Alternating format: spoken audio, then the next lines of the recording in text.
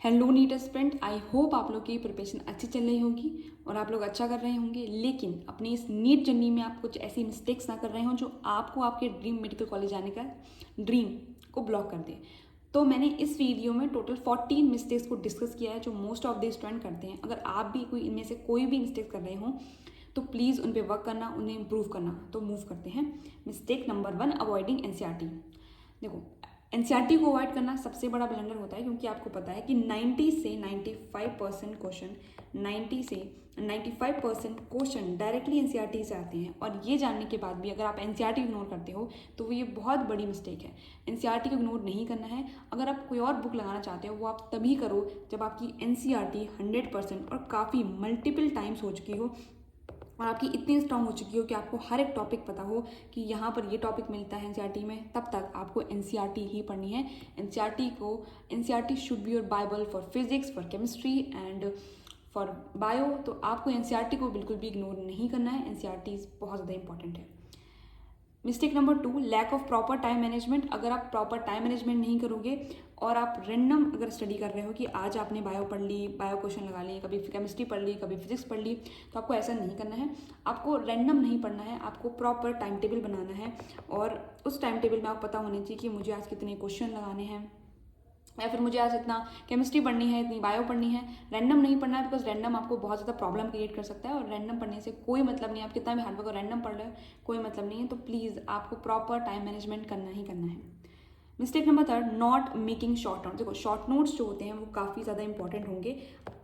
ये जो short notes होते हैं सबसे ज़्यादा अगर आपकी हेल्प करते हैं वो हेल्प करते हैं आपकी लास्ट मंथ में, बिकॉज लास्ट मंथ में आपके पास ऑलरेडी बहुत ज़्यादा सिलेबस होता है और इतना सिलेबस आप पूरे 1 मंथ में या एग्ज़ाम से 1 वीक पहले रिवाइज नहीं कर सकते हो। तो इसलिए आपको शॉर्ट नोट्स बनाने हैं, उसमें आपके वीक पॉइंट ज़रूर लिखने हैं। जो आपके वीक पॉइंट्स हैं क्योंकि वो मल्टीपल रिवीजन में स्ट्रांग हो जाएंगे। कुछ ऐसे की पॉइंट जो बहुत इंपॉर्टेंट हों वो ज़रूर लिखने हैं और ऐसे शॉर्ट नोट्स आपके बहुत ज़्यादा अच्छे बन जाएंगे और उनको मल्टीपल टाइम रिवीजन करना है। तो शॉर्ट नोट्स हर सब्जेक्ट के बनाने हैं। Mistake number 4, over thinking. अगर आप ओवर थिंकिंग कर रहे हो, देखो ओवर थिंकिंग मुझे ऐसा लगता है मोस्ट ऑफ द स्टूडेंट का पार्ट होता है। तो ओवर थिंकिंग नहीं करनी, ये होगा नहीं होगा कैसे होगा। अगर आप अपना 100% दे रहे हो तो आपको ध्यान रखना है अपने ऊपर, आपको बिल्कुल ओवर थिंकिंग नहीं करनी, बिकॉज ओवर थिंकिंग सिर्फ आपका टाइम को जो है ना वो वेस्ट करती है। आपका टाइम वेस्ट करेगी तो आपको इससे बहुत ज़्यादा स्ट्रेस होगा और कुछ नहीं होने वाला। और इससे एक और चीज़ क्रिएट हो सकती है, बैकलॉग। तो आपको बिल्कुल भी ओवर थिंक नहीं करना है। ओवर थिंक करने से सिर्फ और सिर्फ आपका टाइम वेस्ट होता है। Mistake number 5, not giving priority to revision. देखो, रिवीजन क्या सोचते हैं कि अगर मेरा पूरा एक बार सिलेबस ना पूरा 100% कंप्लीट हो जाए उसके बाद आप जाके रिवीजन स्टार्ट करेंगे। तो देखो, सिलेबस कंप्लीट करने में आपको टाइम हो जाता है। अगर आप 1 मंथ बचता है फिर उसमें रिवीजन करना स्टार्ट करोगे तो रिवीजन पॉसिबल नहीं है, बिकॉज आपका सिलेबस बहुत ज़्यादा वास्ट है। तो आपको रिवीजन जो है ना वो कोई भी अगर चैप्टर कंप्लीट हो गया है तो आप उसको वीकली रिवीजन में लेकर आओ, फिर धीरे धीरे उसको 15 डेज़ में और फिर 1 मंथ में इस तरीके से लेकर आना है। आपको उसको कंप्लीट ही नहीं छोड़ना है, हर चैप्टर को और हर सब्जेक्ट को रिवीजन में ज़रूर लेकर आना है। बिकॉज रिवीजन नहीं करोगे तो आपको कितना भी, अगर आप 15 आवर भी पढ़ रहे हो ना तो कोई भी मतलब नहीं है, बिकॉज आप सब भूल जाओगे और लास्ट में जाके कोई फ़ायदा नहीं होने वाला। इस रिवीजन पे बहुत important. Mistake number 6, skipping mock test. अगर आप मॉक टेस्ट देखो, मॉक टेस्ट जो होते हैं उनको स्किप करना भी बहुत बड़ा ब्लेंडर है, बिकॉज मॉक टेस्ट आपको एक्जैक्टली रियल एग्जाम बताते हैं कि आपको वहाँ पर प्रेशर कैसे हैंडल करना है, एंग्जाइटी कौन सा पार्ट पहले करना है, कौन सा बाद में करना है। तो मॉक टेस्ट बहुत ज़्यादा इंपॉर्टेंट है। मॉक टेस्ट को बिल्कुल भी स्किप नहीं करना है। अगर आप इसमें भी अगर आप बहुत ज़्यादा पढ़ रहे हो ना, अगर आप सोच रहे हो कि मॉक टेस्ट बाद में लगा लेंगे तो लास्ट मंथ पे नहीं, आपको हर अपने मंथ में एक मॉक टेस्ट तो 2 स्टार्टिंग में अगर सिलेबस कंप्लीट नहीं हुआ है तो मॉक टेस्ट को बिल्कुल इग्नोर नहीं करना है, बिकॉज मॉक टेस्ट आपकी स्पीड को इंक्रीज़ करेंगे, आपके कॉन्फिडेंस को बूस्टअप करेंगे। और अगर कॉन्फिडेंस को बूस्टअप नहीं करते हैं, आपके मार्क्स कम भी आए हैं, तो आप उनसे सीखोगे कि आपके कौन से वीक एरियाज हैं और आपको किस पर वर्क करना है। तो मॉक टेस्ट बिल्कुल स्किप नहीं करना। Mistake number 7, ignoring analysis of test paper. आपने मॉक टेस्ट बहुत सारे दिए लेकिन एनालिसिस नहीं करा तो भी वो वेस्ट है, बिकॉज आपको पता कैसे चलेगा कि आपके वीक एरियाज कौन से हैं। आपने कोई क्वेश्चन गलत किया है तो क्यों किया, उसमें आपने स्लीव मिस्टेक तो नहीं करी थी, या फिर वो आपको इससे स्लीव, या फिर आपने मतलब आपको कॉन्सेप्ट वीक था। स्लीव मिस्टेक्स आपको इसमें पता चलेगा कि एग्जैक्टली आपसे मिस्टेक क्या हुए। तो आपको बिल्कुल भी एनालिसिस को हल्के में नहीं लेना है। एनालिसिस को जितना टाइम आप पेपर करने में देते हो उतना ही टाइम एनालिसिस में लेना है। कम से कम आपको 3 घंटे जो है देना ही देना है एनालिसिस के लिए।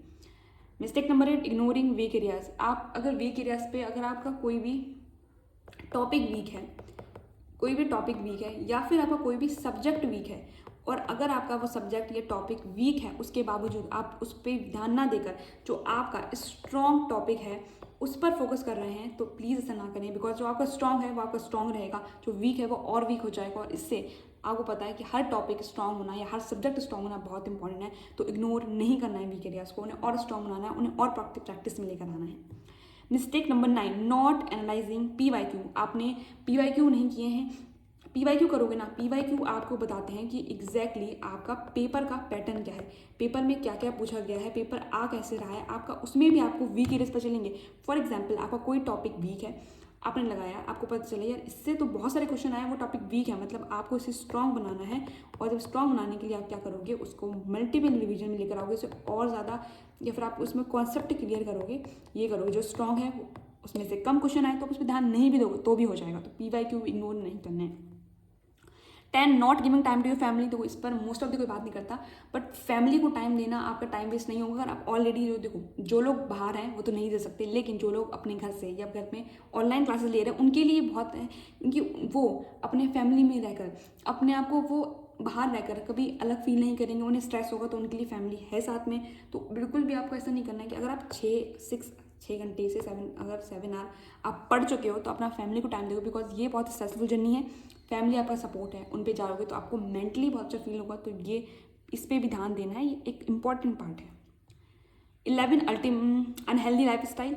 अगर देखो ऐसा होता है कि नीड स्टूडेंट जो होते हैं वो अगर नाइट आउल हैं तो उन क्या होता है, नाइट आउल हैं तो वो क्या करते हैं, नाइट आउल में जंक फूड, नाइट में ना स्लीप पूरी नहीं कर पा रहे हैं, जंक फूड खा लेते हैं। तो स्लीप आपकी बहुत इंपॉर्टेंट है, स्लीप पर ध्यान देना है। आपको जंक फूड बिल्कुल भी नहीं खाना है, और आपको थोड़ी बहुत एक्सरसाइज को अपने डेली रूटीन में लेकर ज़रूर आना है। अगर आप ये तीनों चीज़ें फॉलो करोगे तो प्रोडक्टिविटी क्या होगी, जो है इंक्रीज होगी। नाइट आउल आपको, अगर आप पढ़ते हो तो उसमें भी अपनी स्लीप को कम से कम 6 घंटे 7 घंटे ज़रूर लो। इससे आपकी प्रोडक्टिविटी, अगर आप ये चीज़ें कंप्लीट, अगर ये जंक फूड नहीं कर रहे हो, स्लीप अच्छे से ले रहे हो, एक्सरसाइज कर रहे हो, तो आपकी प्रोडक्टिविटी इंक्रीज होती है, डिक्रीज नहीं होगी।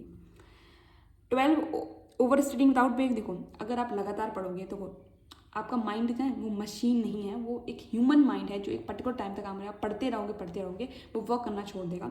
तो आपको कंटिन्यूसली नहीं पढ़ना है, आप अपनी सेशन लगाओ, 3 घंटे के 2 घंटे सेशन लगाओ, और हर एक सेशन में बीच में ब्रेक लो, या फिर सबसे इंपॉर्टेंट पोमोडोरो टेक्निक का इस्तेमाल करो, वो तो बहुत अच्छी है। अगर आप उससे आप बर्नआउट भी फील नहीं करोगे, 25 मिनट पढ़ लो, 5 मिनट ब्रेक ले लो, या फिर कर लो 50 मिनट पढ़ लो, और या फिर 10 मिनट्स ब्रेक ले लो। आप ऐसा भी कर सकते हो। तो पोमोडोरो टेक्निक बहुत अच्छी टेक्निक है, इसका इस्तेमाल करोगे आप बर्नआउट बिल्कुल फील नहीं करोगे। तो लगातार नहीं पढ़ना, सेशन में पढ़ना है। 13, प्रोक्रेस्टिनेशन। आज का काम कल पर करना बिल्कुल भी नहीं करना। प्रोक्रेस्टिनेशन सिर्फ और सिर्फ एक काम जरूर करेगी, आपका बैकलॉग इकट्ठा कर देगी, और बैकलॉग से हो जाएगा स्ट्रेस, और स्ट्रेस से आपके पास फिर क्या होने वाला है, आपके मार्क्स जो होंगे वो हो जाएंगे कम। तो प्लीज़ ऐसा नहीं करना है। आज का काम आज करो, जो आपने सोचा है, आज का जो प्लान बनाया है, टू डू लिस्ट बनाई, उसे कंप्लीट कर ही सोना है, प्रोक्रेस्टिनेशन नहीं करना है। Last point 14, not believing in yourself. देखो अपने वो बिलीव करना है, बिकॉज अगर आप अपना 100% दे रहे हो तो सब कुछ अच्छा होगा। आप अपने बेस्ट एफर्ट लगाओ, आपका काम है एफर्ट देना, आपको रिजल्ट के बारे में नहीं सोचना है, एफर्ट लगाना है, 100% देना है, सब कुछ अच्छा होगा। तो ये इस पर पॉइंट पे ध्यान रखना है, अपने ऊपर बिलीव करना है, बिलीव इन योर सेल्फ।